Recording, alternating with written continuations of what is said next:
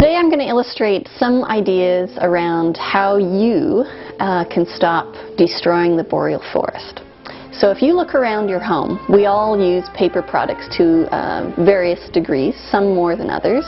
The average person will use about 700 pounds of paper per year, and these comes in sort of the various forms that you're probably familiar with. Everything from tissue, which of course is all made out of paper, toilet tissue, and paper towel, which comes in a few different forms nowadays, and also paper napkins, which I don't illustrate because I haven't used for a long time now. First of all, with respect to tissue, why not try to keep maybe just one box of recycled tissue in your house?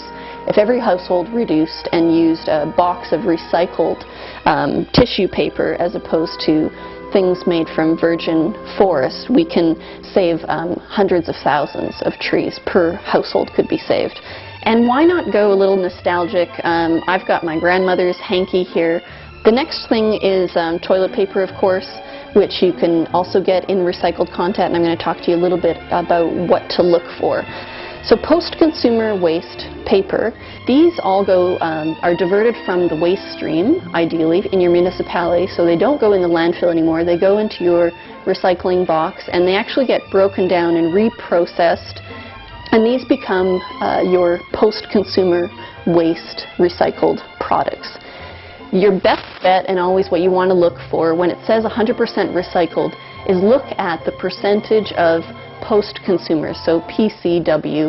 So chlorine bleaching for paper products to make them look clean and white, even though they never end up that way in the end, is another way that you can reduce your footprint on the processing and chlorine that makes its way back into our water systems and contaminates waterways and is toxic to fish. So this is bleached with natural processing of, let's say, hydrogen peroxide or oxygen bleach. That's why it's white, but it's not used through chlorine bleaching process. And this one wasn't used for bleach at all.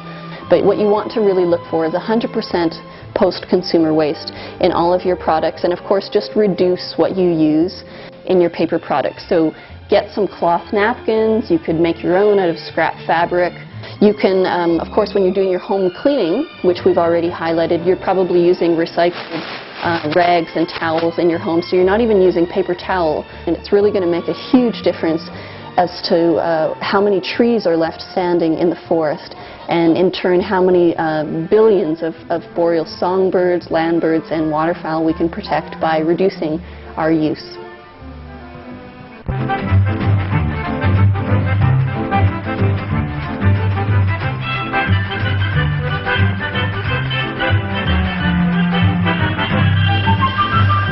Now, if you like your cup of coffee in the morning, just like I do, or tea in the afternoon, for example, there's a few ways that you can reduce your footprint and help birds, whether they're in our boreal forests here in Canada, which is very important, or they're the ones that live all year round in the places that, of course, grow coffee further south in Central America and South America and other places all over the world.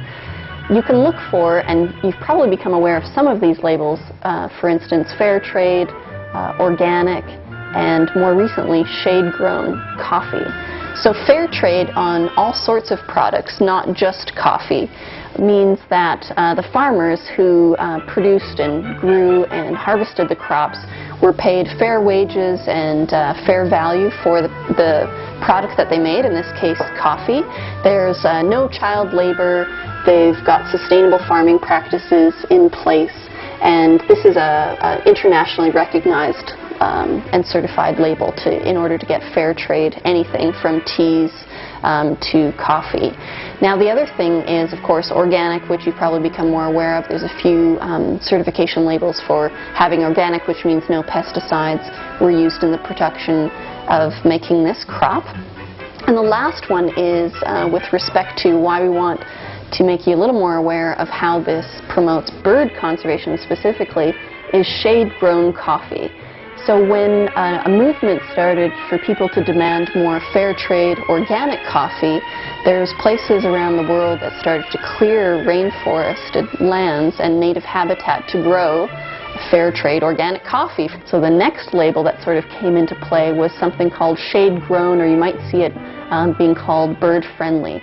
Now this ensures that coffee plants, as well as cocoa, for example, plants, are actually grown in shade native forest areas. So they're not these monocultures of plantations outgrown in the sun where native trees once lived. They're actually integrated into the forests. They've got now natural predators that would control any pest species, so that makes it a lot easier, of course, to be organic when you've got already insects being controlled by birds and bats and other critters in the forest. And you're also using, of course, organic matter. You don't need to fertilize your crops because you're using leaf matter and other sorts of organic matter that are falling to the earth and actually helping those coffee plants grow on their own. So it's a really environmentally friendly and sustainable way to get your morning cup of coffee, and another way that you can vote with your dollar in what you buy and impact what's happening globally to our declining populations of bird species.